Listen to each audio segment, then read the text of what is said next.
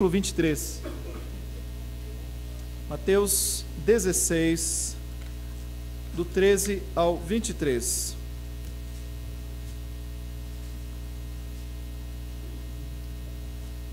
Senhor, seja agora conosco na exposição da Tua Palavra, perdoa os nossos pecados, ajuda-nos, Senhor, a transpor as barreiras do nosso coração, do nosso ouvido, da nossa mente, da nossa atenção.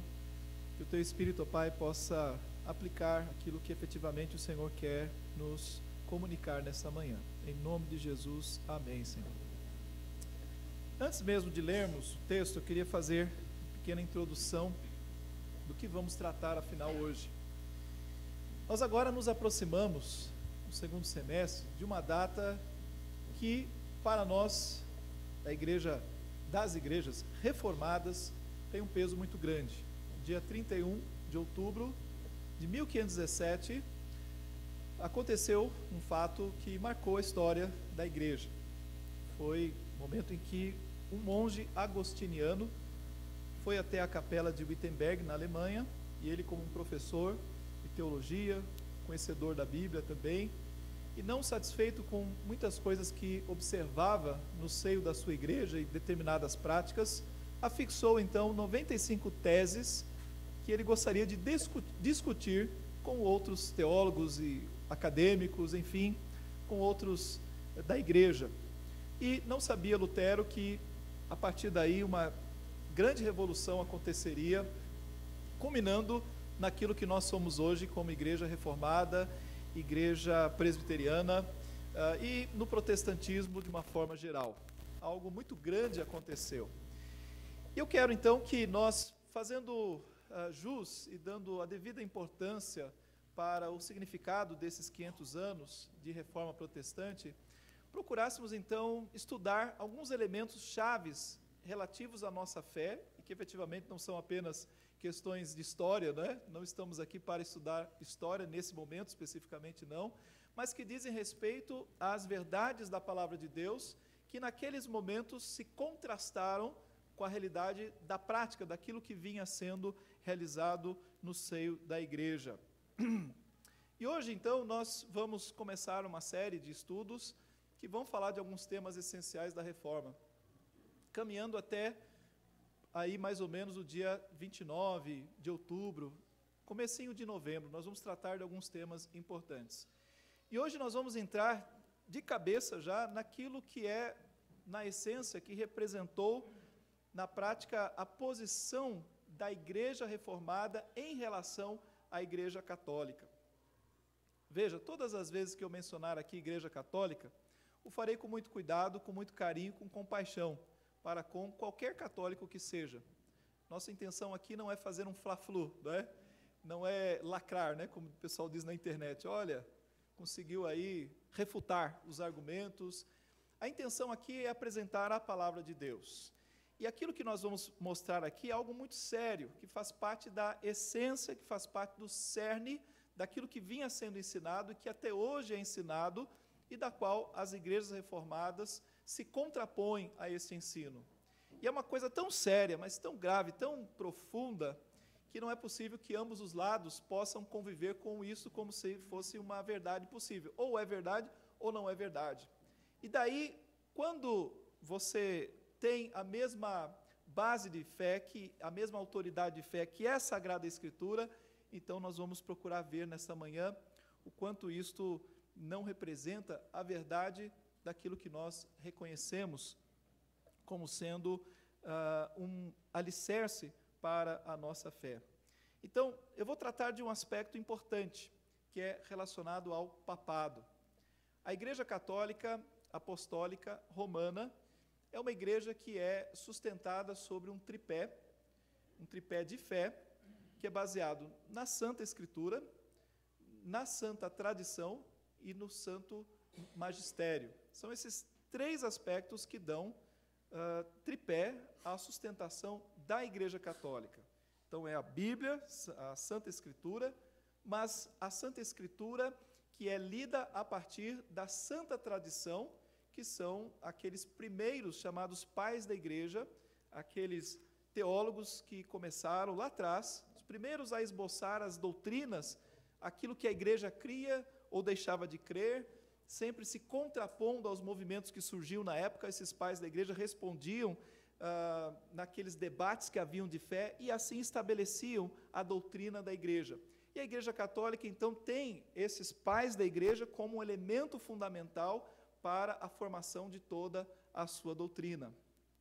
E junto com isto, também como parte dessa tradição, a igreja também ela está alicerçada na ideia, na noção da existência de um sucessor do apóstolo Pedro, a quem o Senhor Jesus delegou toda a autoridade na terra para representá-lo como cabeça da igreja do Senhor Jesus Cristo.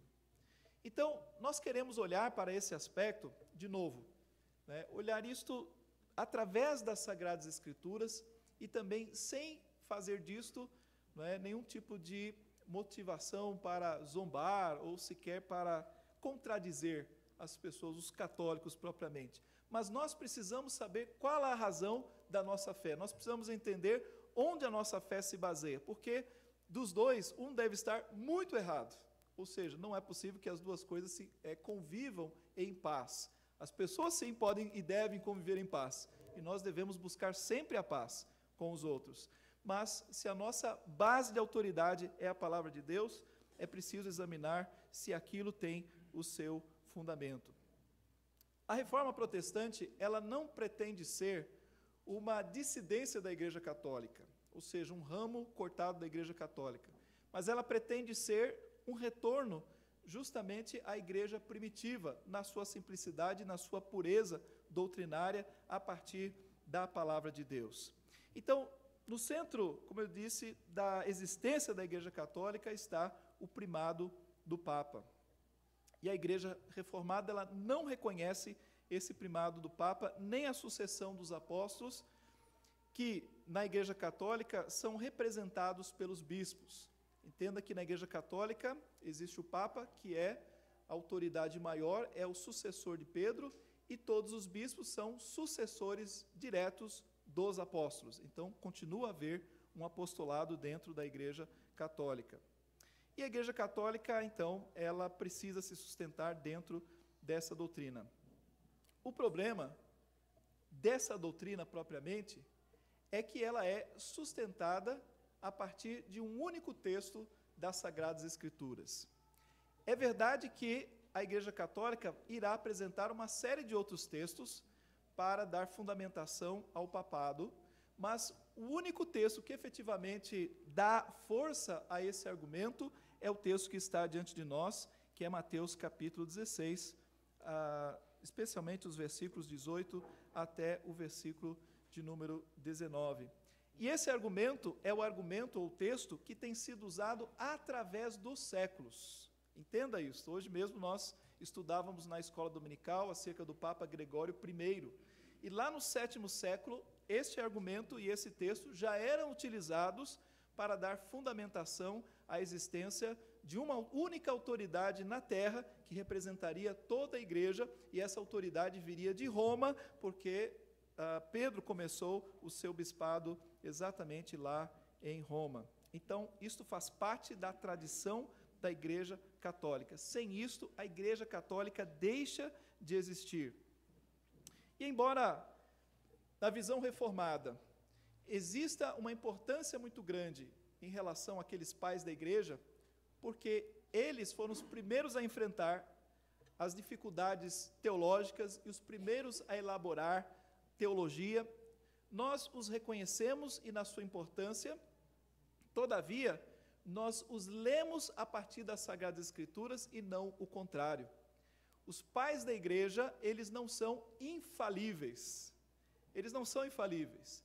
Nem mesmo Agostinho de Hipona, como foi citado aqui outro dia, e tratamos isso em escola dominical, 5º século, um grande teólogo, nós baseamos vários ensinos em Agostinho de Hipona, mas ele não é infalível, então há muitas coisas que nós rejeitamos de Agostinho de Hipona, assim como de Calvino. Calvino não era também infalível, assim como Martinho Lutero e tantos outros, aos quais nós podemos, da mesma forma, apontar que os seus escritos são excelentes em muitas coisas, mas também podem haver erros nos seus escritos. Este é o grande diferencial. E eu creio que muitos católicos teriam dificuldade em entender esse aspecto. O ponto de que nós não nos baseamos no que Martinho Lutero disse propriamente. Nós não veneramos ou seguimos Martinho Lutero, mas nós destacamos a descoberta que Martinho Lutero fez no coração dele, de que o justo viverá pela fé, e olhamos para a Bíblia e dizemos, é isso mesmo, a Bíblia diz que o justo viverá pela fé, e que a salvação é através da fé, a justificação tão somente pela fé. Então, é nisto que nós bradamos, sola Escritura, somente a Escritura, é a nossa única autoridade. Mas veja então o que eu estava aqui mencionando. Eu falei que o papado, que a Igreja Católica, ela é alicerçada num dos tripés, que é o papado. E isso está baseado apenas nesse texto, juntamente com outros que procuram dar força a esse texto central. Há outros textos, como o de João 21, em que Jesus manda Pedro apacentar o rebanho. Mas depois nós vamos ver esse texto, o único em que se poderia atribuir como sendo necessariamente a respeito de um possível papado, exclusivamente a Pedro, seria o texto de Mateus 16. Então vamos abri-lo aqui, vamos ler o texto. Começando a partir do versículo 13. Indo Jesus para as bandas de Cesareia de Filipe, perguntou a seus discípulos, quem diz o povo ser o Filho do Homem? E eles responderam, uns dizem João Batista, outros Elias e outros Jeremias ou algum dos profetas. Mas vós, continuou ele, quem dizeis que eu sou? Respondendo Simão Pedro, disse, tu és o Cristo, o Filho do Deus vivo. Então Jesus lhe afirmou, bem-aventurado és, Simão Barjonas, porque não foi carne e sangue que te revelaram, mas meu Pai que está nos céus. Também eu te digo que tu és Pedro, e sobre esta pedra edificarei a minha igreja, e as portas do inferno não prevalecerão contra ela. Dar-te-ei as chaves do reino dos céus, o que ligares na terra terá sido ligado nos céus, e o que desligares na terra terá sido desligado nos céus. Então, advertiu os discípulos de que a ninguém dissessem ser ele o Cristo. Desde esse tempo, começou Jesus Cristo a mostrar a seus discípulos que lhe era necessário seguir para Jerusalém e sofrer muitas coisas dos anciãos, dos principais sacerdotes e dos escribas, ser morto e ressuscitado no terceiro dia. E Pedro, chamando-o à parte, começou a reprová-lo, dizendo, tem compaixão de ti, Senhor, isso de modo algum te acontecerá. Mas Jesus, voltando-se, disse a Pedro, arreda, Satanás, tu és para mim pedra de tropeço, porque não cogitas das coisas de Deus, e sim da dos homens.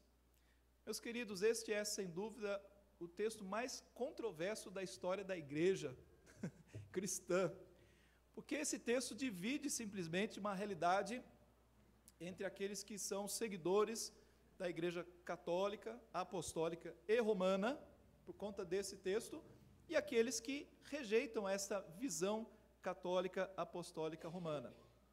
De novo, é preciso que ambos os lados tenham bastante amor um pelo outro, para não investirmos contra o outro. Especialmente nós não queremos dizer, olha, eu tenho a verdade e vou atirar a verdade na sua cara, né, para que você veja as coisas.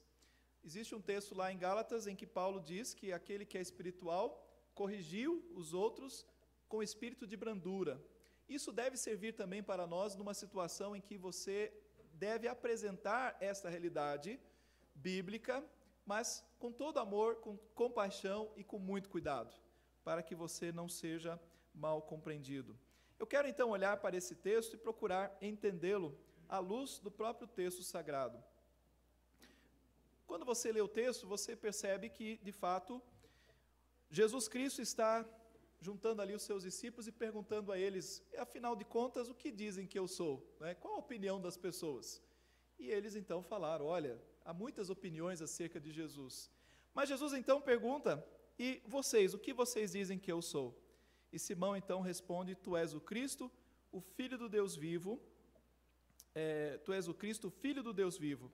E Jesus então em seguida faz ali, né, uma espécie de elogio: bem-aventurado, né, você é bendito por aquilo que você acaba de afirmar, porque não foi nem carne nem sangue que mostraram isso para você, mas o próprio Deus. E mais, eu digo mais a você, Pedro, eu te digo que tu és Pedro, e sobre esta pedra edificarei a minha igreja, e as portas do inferno não prevalecerão contra ela. Só existem aqui 3 possibilidades para esse texto ser interpretado. A primeira é que Pedro sozinho é esta pedra na qual a igreja é edificada. Segunda, de que a afirmação de Pedro seja esta pedra que Jesus está se referindo, que é o alicerce da sua igreja. A outra interpretação é que o próprio Cristo seja a pedra da qual ele está falando. Uma dificuldade no texto é que a palavra Pedro em aramaico, ou pedra em aramaico, é Cefas. Você deve lembrar, né, que o nome de Pedro vem ali do aramaico, Cefas, ou Kefa. E a palavra pedra, tanto num sentido, em qualquer sentido, é a mesma palavra, Kefa. Se você traduzir então o texto para o aramaico, ele fica absolutamente sinônimo, pedra e pedra. Tu és pedra, e sobre esta pedra edificarei a minha igreja. O que torna para nós uma dificuldade no entendimento de que Pedro propriamente seja esta pedra. É isto que a Igreja Católica defende com toda a força. Ela defende essa primeira posição de que Pedro seja esta pedra. Afinal, quando você lê o texto, a leitura natural do texto dá essa interpretação, de que Jesus fala de Pedro e faz ali um trocadilho. Você é Pedro, e sobre esse Pedro, sobre essa pedra que é Pedro, eu edificarei toda a minha igreja. Mas entenda um aspecto importante sobre hermenêutica e interpretação de texto. A Igreja Católica, ela faz interpretação literal de uma série de textos da Bíblia. É uma forma de hermenêutica. Uma questão importante, por exemplo, quando a Igreja Católica entende o texto da Bíblia, do texto em que Jesus está diante dos discípulos e diz: isto é o meu corpo, a Igreja Católica entende que Jesus está falando literalmente que aquilo é o seu corpo. A Igreja Católica entende então que Jesus está sendo literal. Veja, por exemplo, a pergunta 225 do Catecismo Católico, diz assim: qual é a relação dos sacramentos da Eucaristia, né, no caso da Santa Ceia, com Cristo? E na resposta você encontra uma citação do Papa Leão Magno que diz: o que era visível no nosso Salvador passou para os seus sacramentos.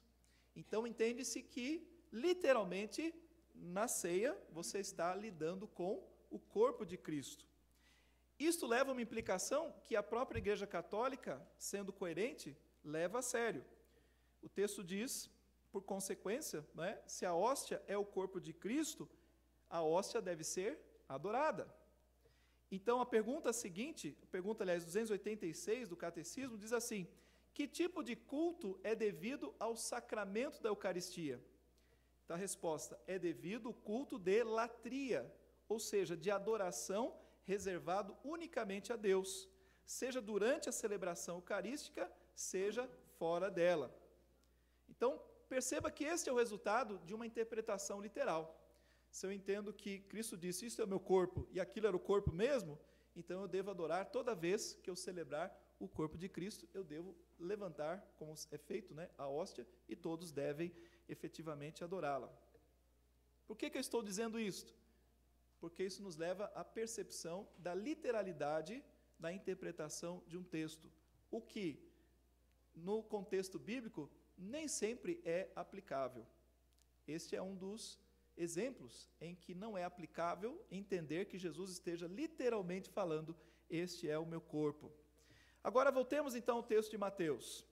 Os que defendem que Pedro seja a pedra, e por consequência o alicerce de toda a igreja de Cristo, afirmam então que a leitura mais natural do texto é dizer, né, atribuir a Pedro esse significado, especialmente em face do versículo 19: em que ele diz: dar-te-ei as chaves do reino dos céus. O que ligares na terra, o que você, Pedro, ligar na terra, terá sido ligado no céu. O que você, Pedro, desligar na terra, terá sido desligado nos céus. Parece que o versículo 19 é ainda mais contundente em atribuir a Pedro todo esse poder em relação à Igreja de Cristo. E é exatamente isto que a Igreja Católica Apostólica Romana afirma.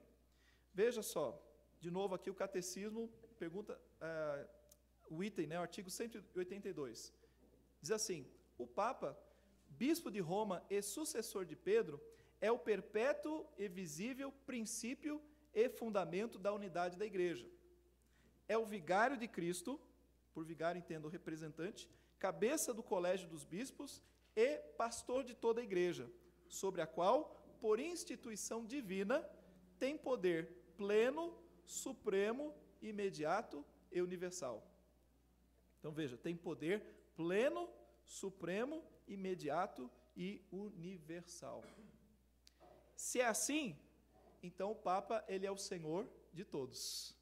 Ele é o Senhor da Igreja. Ele é o governante terreno da Igreja, com plenos poderes para mandar para o céu ou enviar para o inferno quem ele quiser. Porque exatamente a interpretação no versículo 19, o que você ligar na terra está ligado no céu, o que você desligar na terra, você será desligado no céu. E é com base então nisto que a Igreja e o seu magistério podem literalmente perdoar pecados. Padres perdoam pecados. Daí a confissão auricular. Você cometeu um pecado, você deve ir ao padre se confessar, e o padre mesmo irá indicar uma penitência pela qual você será regiamente perdoado, você não terá mais nenhuma dívida. Então, isso deu base para que, durante séculos, houvesse a troca de indulgências, uma espécie de certificado de perdão papal e entrada garantida no céu. O Papa pode conceder essas indulgências, e isso não é apenas na Idade Média, isso continua sendo uma realidade hoje.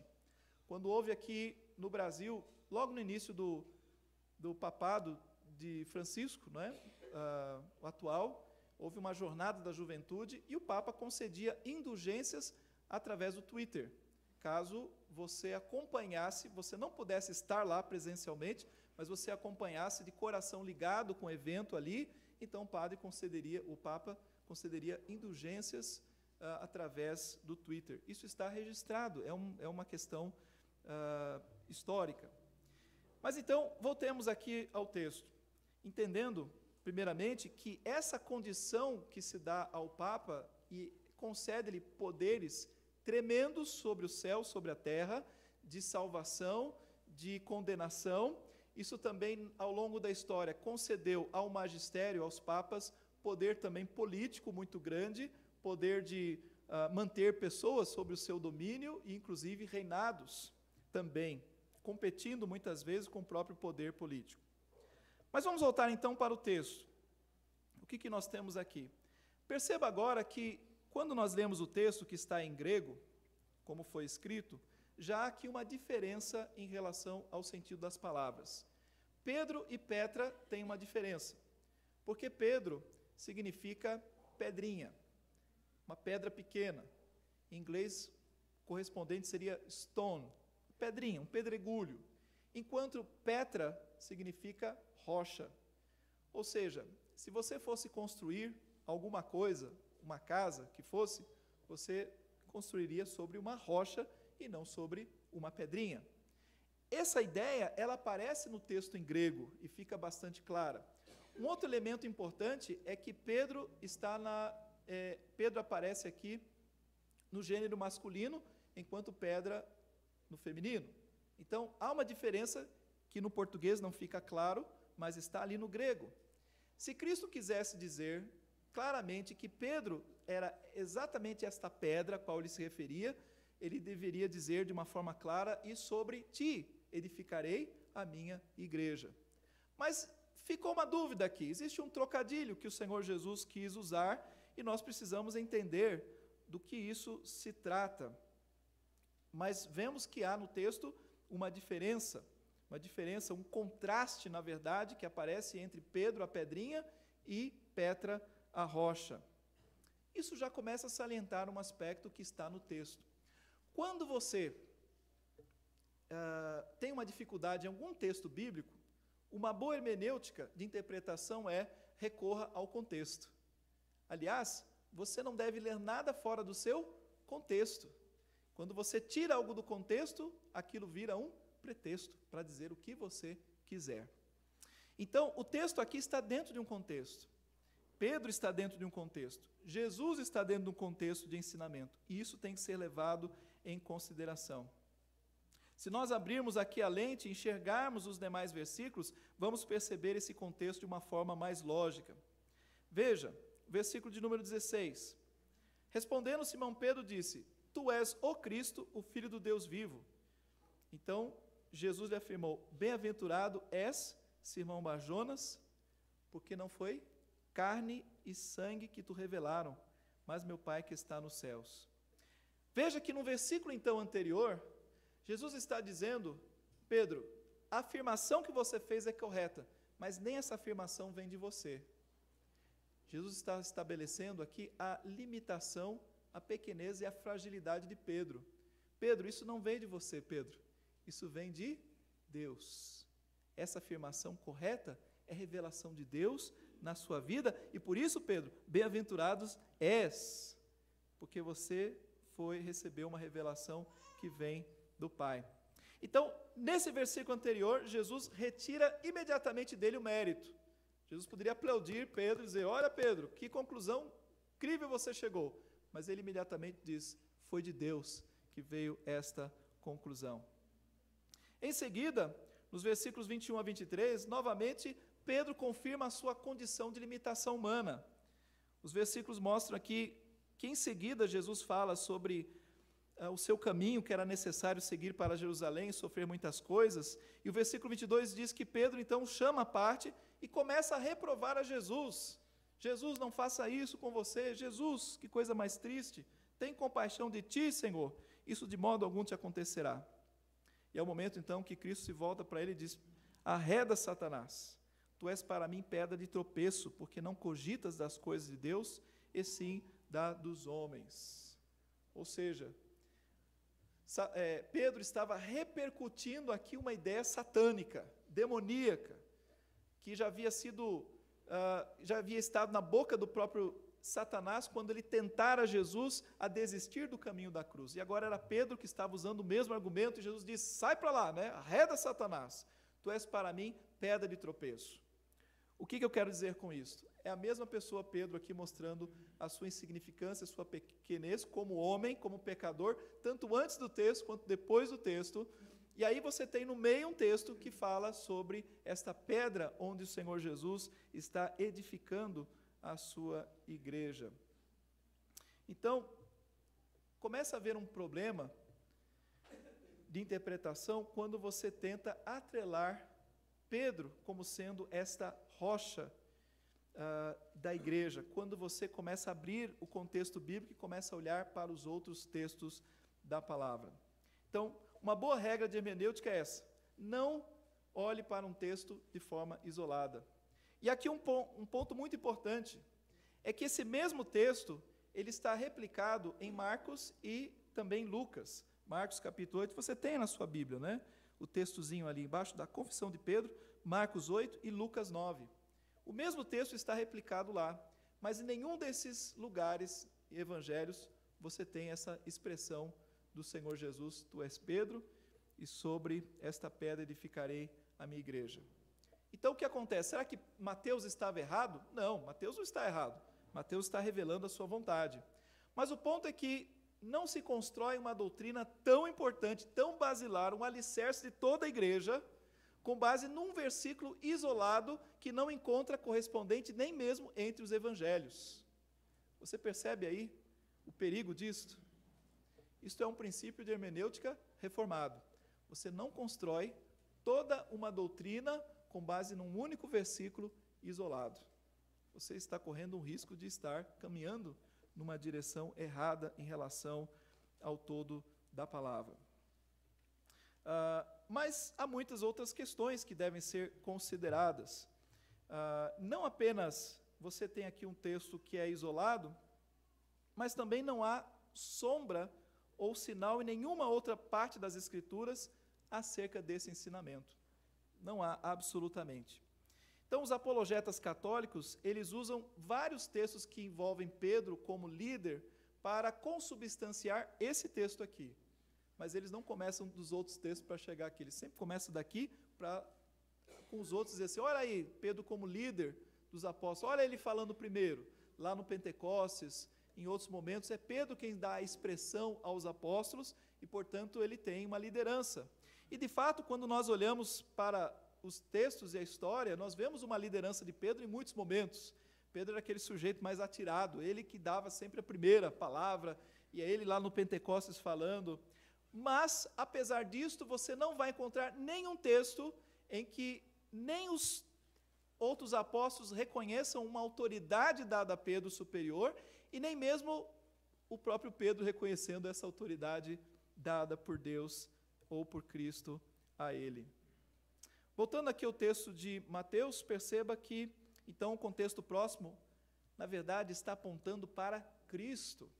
O texto está falando de Cristo, versículo 13, Jesus fala, quem diz o povo ser o Filho do Homem? Ele está falando dele, do Senhor Jesus Cristo.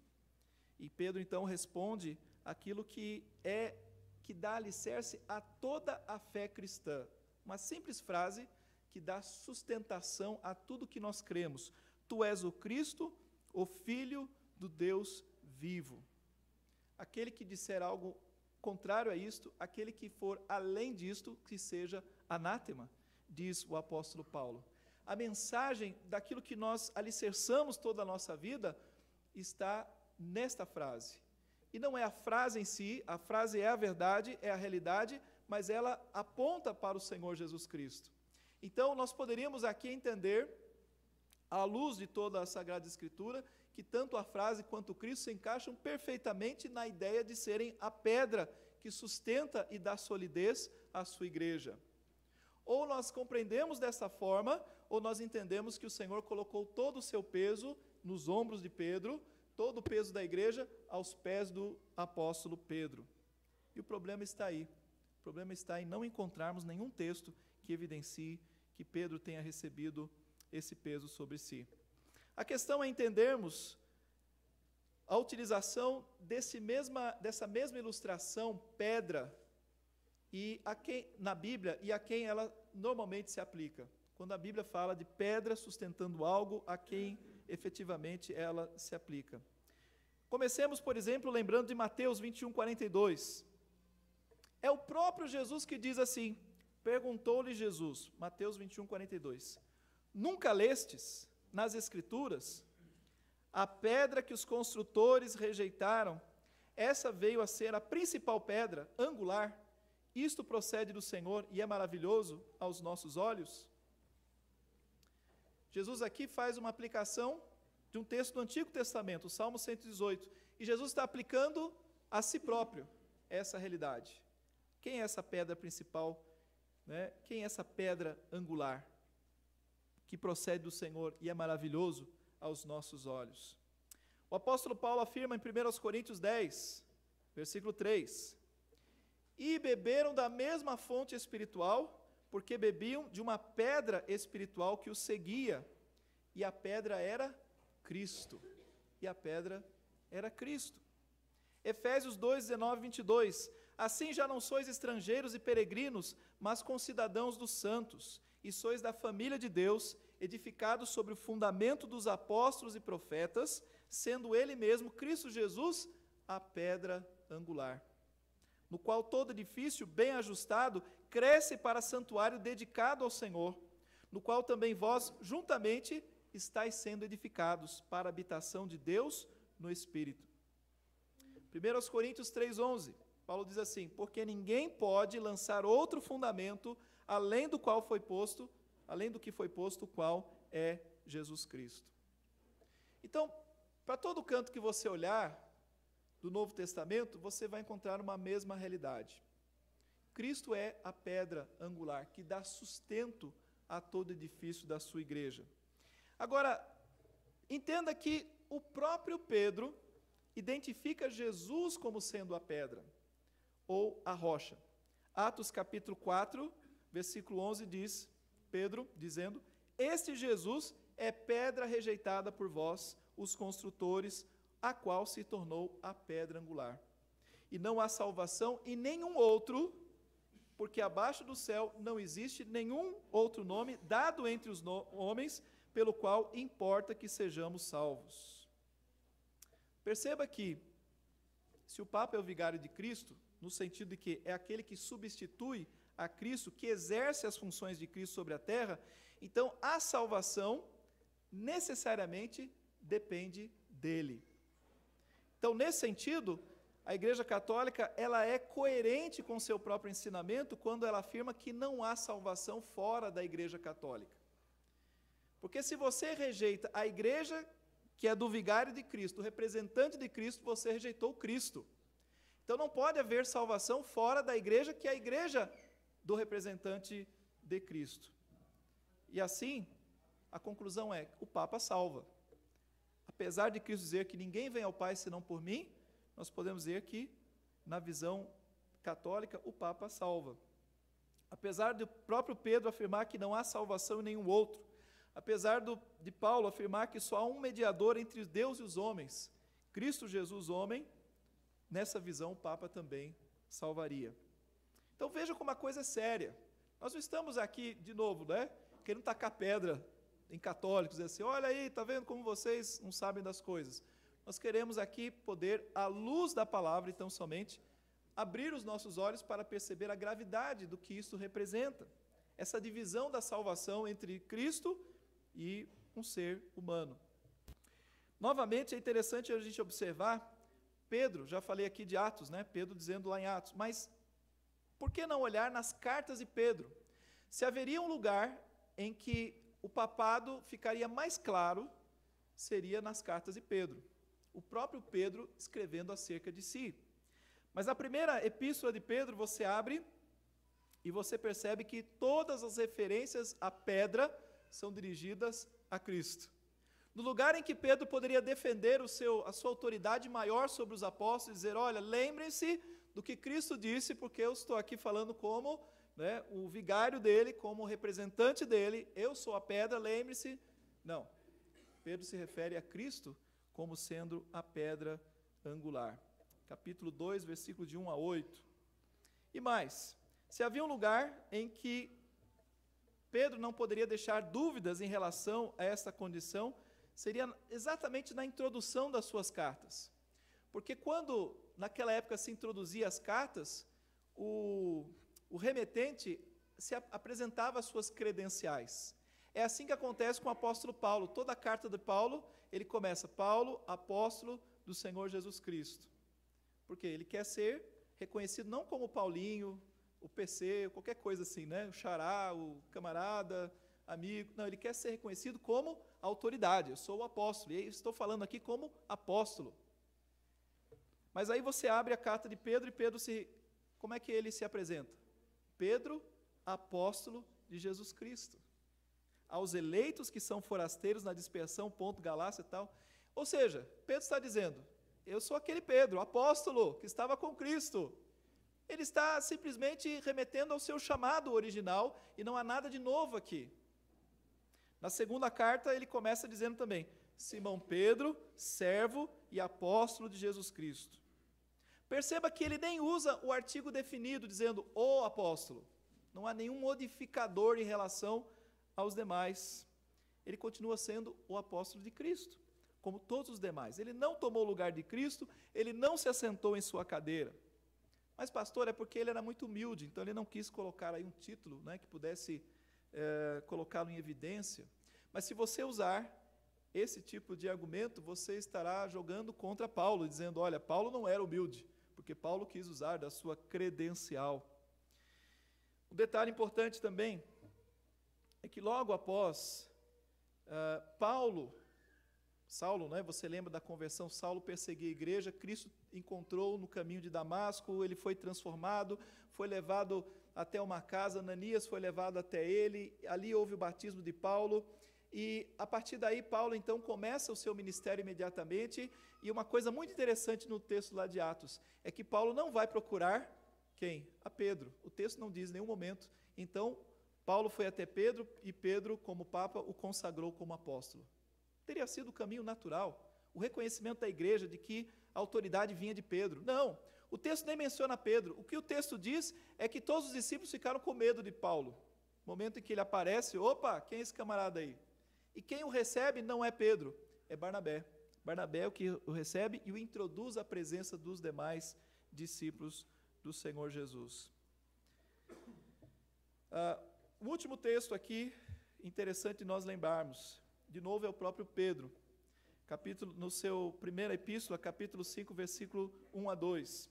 Uma outra passagem importante, Pedro diz assim: rogo-vos, pois, aos presbíteros que há entre vós, eu, presbítero como eles, e testemunho dos sofrimentos de Cristo, e ainda co-participantes da glória que há de ser revelada, pastoreai o rebanho de Deus que há entre vós, não por constrangimento.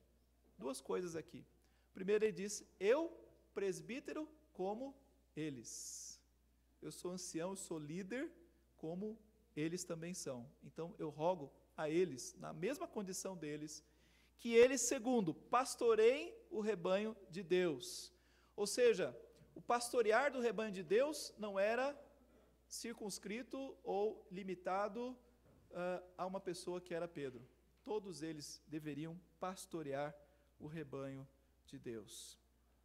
Então perceba, e nós poderíamos aqui trabalhar em cima de outros argumentos, como por exemplo a questão da ausência completa de menção do apóstolo Paulo a Pedro como bispo de Roma, embora Paulo tenha escrito uma carta aos romanos, tenha mencionado 27 pessoas, saudando-as nome a nome, pessoa a pessoa, que eram importantes lá na igreja de Roma, e em nenhum momento ele saúda Pedro, nem faz menção a ele.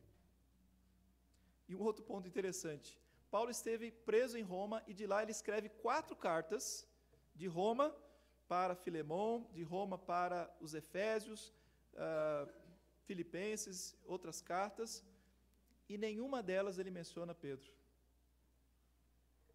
O que teria acontecido? Uma rebelião? Uma exclusão por alguma razão? Eu andei sondando qual seria a resposta para isso. Uma resposta que me deram foi porque Paulo queria ocultar Pedro por medo de que Pedro fosse perseguido como tal. Mas isso é incompatível com tudo que você vê, né, dentro da própria fé cristã, da coragem desses homens, de como eles encaravam qualquer que fosse a autoridade. Isso não é uma explicação que possa ser lógica à luz da palavra de Deus. Queridos, tudo isso, e essa minha mensagem nessa manhã, ela tem um caráter mais apologético, doutrinário, né? Mas isso é importantíssimo, a gente saber onde nós baseamos a nossa fé. A nossa fé não está baseada, alicerçada, então, na proposição de uma pessoa que, sobre os seus ombros, carrega toda a igreja e, portanto, é a autoridade que lê a Bíblia, que interpreta a Bíblia para você, é a pessoa que, na cadeira de Pedro, fala de forma infalível, portanto, não pode ser contestada enquanto está na sua cadeira, ainda que possa dizer algo que contraria as Sagradas Escrituras, ele estará falando como um enviado da parte de Deus e toda a igreja será subserviente a ele. Nós não seguimos essa fé. A nossa fé é uma fé, de novo, sola Escritura. É uma fé que se baseia na autoridade da palavra de Deus. É uma fé em que os irmãos estão aqui me ouvindo e podem me contestar se eu ir além da palavra. O próprio apóstolo Paulo disse isso. Olha, se eu ou um anjo enviado, né, do céu vier trazer uma outra mensagem que seja anátema. Então, que vocês estejam atentos até para a minha mensagem. Os bereanos fizeram isso. E nós temos a liberdade que a palavra de Deus nos dá. Nós não seguimos nenhum pastor, nenhum papa, nenhum bispo, nós seguimos a palavra. E onde a palavra estiver sendo pregada, aí sim nós queremos estar ali para sermos alimentados por ela. Uma outra coisa é que a igreja do Senhor Jesus está alicerçada no Senhor Jesus Cristo. A pedra é o próprio Cristo. E aquela afirmação que Pedro faz é uma manifestação dessa pedra, dessa base, desse alicerce de toda a igreja. O que sair dessa frase, o que sair desse alicerce de Cristo, deixa de ter as marcas daquilo que é a verdadeira igreja do Senhor Jesus. Então isso é uma coisa muito séria. É uma coisa que nós devemos tratar com muito cuidado, e a minha mensagem aqui também tem um outro aspecto, que nós conversemos com aquelas pessoas que baseiam a sua fé, alicerçam a sua fé dentro desse tripé, e entre eles a questão do papado. Mas que façamos com muito cuidado, e façamos com a Bíblia, façamos com compaixão. Nós precisamos evangelizar as pessoas, porque isso cria um jugo. Isso é um jugo, eu não posso entender de outra forma. Porque se a fé não está alicerçada em Cristo, e está alicerçada em qualquer outra coisa, então isso se torna um jugo na vida daquela pessoa. Mas é um tema emocional, é um tema que as pessoas têm dificuldade só de começar, porque elas já se sentem atacadas, já se sentem, de alguma forma, menosprezadas ou diminuídas, e por isso você tem que orar muito antes de poder trazer esse tipo de informação e afirmação a partir da palavra de Deus. Por isso, irmãos, imagine o cataclisma que isso criou lá no século XVI. Hoje nós vivemos na era da informação, tudo é rápido, as mudanças são rápidas, mas nós estamos falando de séculos em que as pessoas alicerçavam a sua fé nisto, entendiam que essa era a base.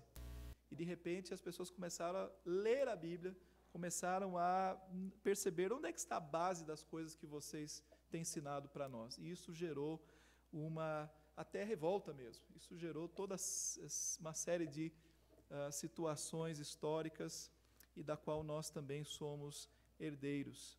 Que possamos dar valor a isto e ensinar a palavra de Deus na sua pureza. Amém. Senhor, nós pedimos a Tua misericórdia sobre a nossa vida, porque não queremos com isto dizer que somos melhores do que ninguém, querer com isto arrogar-nos, ou ter isso como uma pretensão, ó Pai, de apontarmos para os defeitos dos outros, da fé, daquilo que as pessoas creem, alicerçam a sua vida e põem toda a sua esperança. Mas sim, Senhor, queremos ser luzeiros neste mundo. Queremos, ó Pai, que as pessoas ponham a sua esperança em Ti como seu Salvador. Que elas excluam das suas vidas a noção de que dependem de obras, depende de seguir, obedecer, depende de fazer parte de uma igreja A, B ou C, dependem, Senhor, da aprovação deste ou daquele, dependem de uma confissão direta a algum sacerdote, dependem de uma penitência, dependam de um purgatório, dependam de coisas e tais. Que o Senhor, que os olhos das pessoas possam se abrir para perceber que é somente em Ti, ó Pai, que vem toda a graça do Senhor, que somente em Ti está a nossa salvação e é somente pela fé que alcançamos, ó Pai, essa salvação tão graciosa, tão grandiosa. Usa-nos, Senhor, como igreja para falar ao nosso povo, um povo que está carente, uma nação que foi formada a partir de um alicerce católico, mas que vem perdendo até o catolicismo, vem perdendo todas as suas heranças morais, valores judaico-cristãos, e tem se tornado cada vez mais difícil até de evangelizar. Que o Senhor nos dê sabedoria, nos dê firmeza, nos dê solidez, nos dê amor, ó Pai, para fazermos a nossa obra e não nos calarmos diante do erro, do engano, diante da cegueira, ó Pai. Nós te pedimos em nome de Jesus. Amém, Senhor.